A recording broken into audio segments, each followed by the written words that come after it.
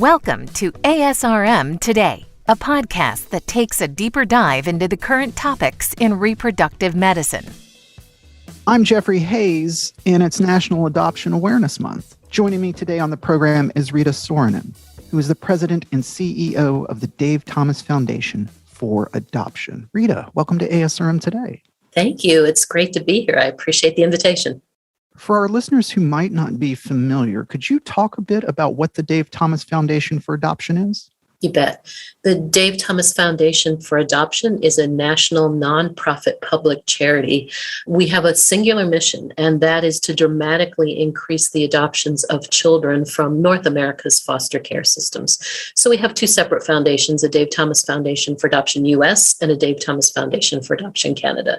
The systems are similar. The staff manages the tactics of both, but they're independent respective of the differences that are between the borders between the US and Canada. And the Dave Thomas Foundation for Adoption was created by Dave Thomas, who people may also know is the founder of the Wendy's brand, the Wendy's company, but he was adopted. And so when he was looking for a way to really live up to what was in the Wendy's DNA at that time in 1992, which was giving back to the community, really wanted to create something that he had a passion for, and that was acknowledging that adoption made a difference in his life and really zeroed in on creating the Dave Thomas Foundation for Adoption. What are some of the programs that the foundation currently offers? Well, we look to do two things, Jeffrey. First is to simply increase awareness about this particular form of adoption. Of course, there are really three kinds of adoption: international, typically infant adoption, domestic infant adoption, and then foster care adoption. And so we focus exclusively on that foster care piece. And to do that, we have to first raise awareness in this country about the fact that today, as we are talking, there are about 122,000 children in the United States, about 30,000 children in Canada, who have had parental rights terminated, a legal decision by the courts that these children have been abused or neglected. They've come into the child welfare system. Their cases have worked their way through the juvenile justice, the child welfare system, and a judge has determined that this child can never be safely placed with their family of origin. And so there's a legal determination of termination of parental rights. That immediately puts this child into essentially a United States orphan status. They're a child without a legal family. And so we have to raise awareness about the notion that 122,000 of those children today, as we're talking, are existing in that legal status, ages birth to 18, but typically the average age is around 8 or 9, and they're simply waiting for a family. And while we raise that awareness and engage the country in that robust discussion, that while they're thinking about creating or extending a family, that foster care adoption is one way to do that, that we also have to dispel some fairly serious myths and misperceptions that surround these children, that they're too old or too damaged or too dangerous to fit into a family, that it's too expensive to adopt out of foster care, that the families can come back and claim these children. All of those are misperceptions about the system. So we do that. But we also implement programs that aggressively move children out of foster care and into adoptive homes. One of them that if folks look on our website, they'll see a lot of information about it, davethomasfoundation.org, is the Wendy's Wonderful Kids program, which is the brand name because our Wendy's partners step in and help fundraise for us as a nonprofit organization. But the program behind it is an aggressive evidence-based model that we provide grants to organizations to hire full-time adoption professionals to work on caseloads of some of the longest waiting children in foster care, those who are most at risk of turning 18 and leaving foster care without the family we promised them. So we really, that's one of our largest signature efforts that, again, moves at an evidence-based level children from foster care into adoptive homes. We also have another interesting, I think, signature program. It's a legacy program of Dave Thomas. He started it when, again, he was still CEO of the Wendy's company, but realized there appeared to be a little bit of inequity. If employers provide benefits to families that are formed through birth, wouldn't they also then, in a sense of equality, provide benefits to families that are formed through adoption? And so just began this campaign, sort of an organic campaign to encourage employers to provide adoption benefits, paid leave, recognized unpaid leave, perhaps financial assistance for families who adopt, and all kinds of adoption. We've taken that and created just a signature program around that. Is there a percentage of success that the foundation has seen in that movement? There is. We know from surveys, employer surveys, that the increase in employers providing benefits has grown from a very low percentage to a significantly higher percentage. I think it was from maybe 12% to now close to 30 to 40% of employers that do provide some sort of recognition through their benefits package to families that adopt. I noticed a statistic on the website too that was heartbreaking, that last year 20,000 children aged out, as you say, like when they turn 18.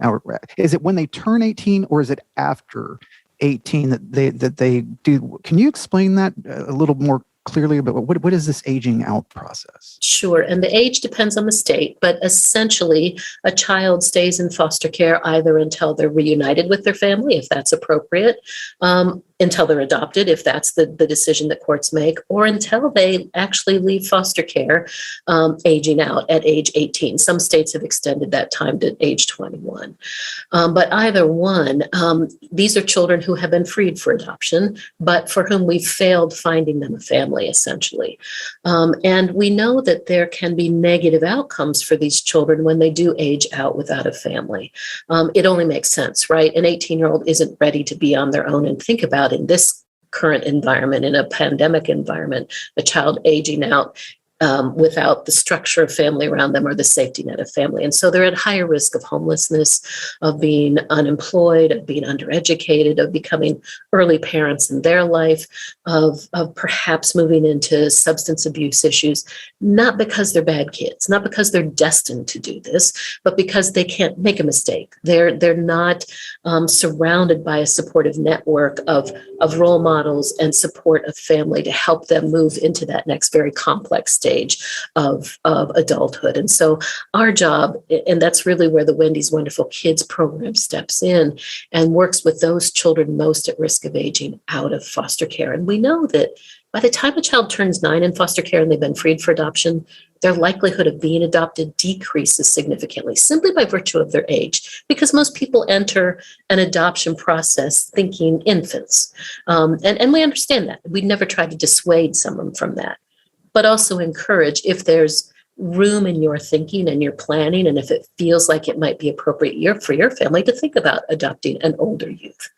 We also know that children in sibling groups or children with special needs are also at that higher risk of leaving foster care without an adoptive family. Again, understandably, people tend not to jump into a system thinking, oh, perhaps I can adopt a sibling group of 3, 2 of whom are teenagers and 1 of whom has some special needs. And so we want to work and find families that are capable, that are willing, and that are interested in creating a family that can accommodate perhaps a diverse mix of children as opposed to simply an infant. I noticed on the website, and again, for our listeners, we're going to post links that we're discussing today during the show in our show notes so that you can just click on them and go straight to it. I noticed that you promote sharing your adoption story. Tell me a little bit, how did that come about? Why is it important to the organization?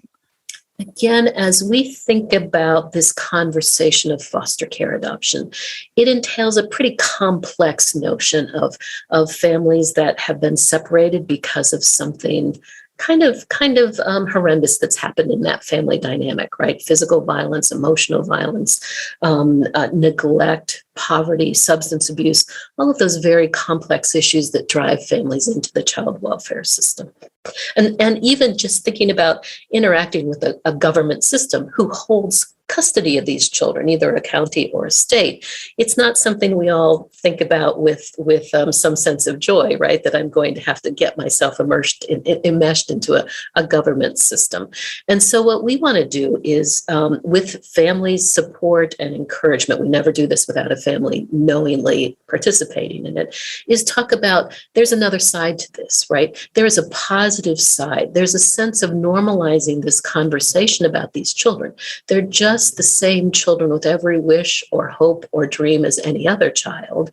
And if we don't normalize the conversation by showing families who have come together through foster care adoption, by highlighting the successes. Not to gloss over some challenges. These are children who have experienced multiple layers of trauma in their lives and may have some post-adoption needs for services or supports. The families may need some financial assistance, those kinds of things. But if we normalize the conversation by showing successful stories, by engaging in programs like we have an annual show with CBS that's now entering its 23rd year called A Home for the Holidays. It's a primetime network show on CBS once a year that not only brings state-of-the-art talent for entertainment to the show around the holidays, but highlights some stories of families who have come together through adoption. So we engage in that knowingly. We want to make sure that the families feel safe in sharing their story, that the children are aware that this story is being shared, and so we tend to use older youth in these shared stories, but that there is a benefit to both normalizing the conversation and making this a much more robust conversation, so that, again, when people are thinking about adoption as an option for their family, that they'll also think about foster care adoption. Absolutely. Joining me today on the program is Rita Soronen, who is the president and CEO of the Dave Thomas Foundation for Adoption. We're talking about adoption because it's National Adoption Awareness Month. Rita, I have one more question for you today. Sure. This past March, you released a statement in support of justice. Yes. And I was wondering, could you just briefly talk about how this statement came about? Look, this has been a challenging 18 months for this country in a number of ways. The pandemic alone would have made it challenging. But when we added to that the racial violence, the deaths of Black men in this country through police violence, one association that we make in the child welfare system is right now today, there is an overrepresentation of Black children and children of color in the child welfare system based on the population. And much of that can be drawn back to legacies of racial injustice, misperceptions, beliefs about who families are and healthy families drawn to race. And so we want to make sure that we're part of a solution to this, not continuing to exacerbate an issue. We're deeply embedded in this conversation of the child welfare system, of moving children to adoption. We don't ever want to separate children from their community of origin, if at all possible. Children belong in their families of origin, and we have to work hard to make sure that it's not perceptions and misperceptions about healthy families that we're yanking children from their families of origin rather than providing support, but that once they're in the system, they deserve a healthy family. And we also talk about, certainly LGBTQ children in this system too. There's a much higher incidence of those children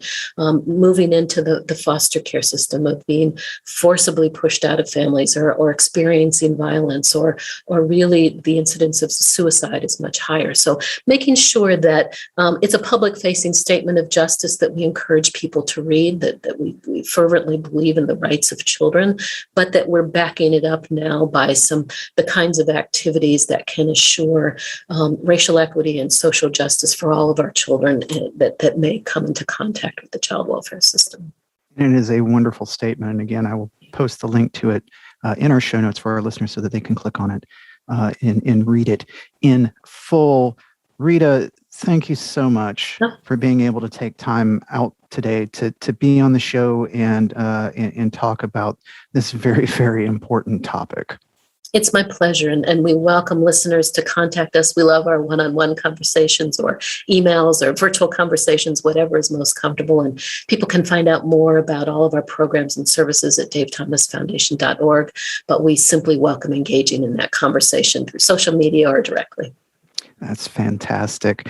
So thank you again so much. And to everybody else, thank you for tuning in. Please subscribe to the podcast through Apple, Stitcher, or however you get your podcasts these days. And we will be back next week with a new show. Until then, I'm Jeffrey Hayes, and this is ASRM Today. This concludes this episode of ASRM Today. For show notes, author information, and discussions, go to asrmtoday.org. This material is copyrighted by the American Society for Reproductive Medicine and may not be reproduced or used without express consent from ASRM. ASRM Today series podcasts are supported in part by the ASRM Corporate Member Council. The information and opinions expressed in this podcast do not necessarily reflect those of ASRM and its affiliates. These are provided as a source of general information and are not a substitute for consultation with a physician.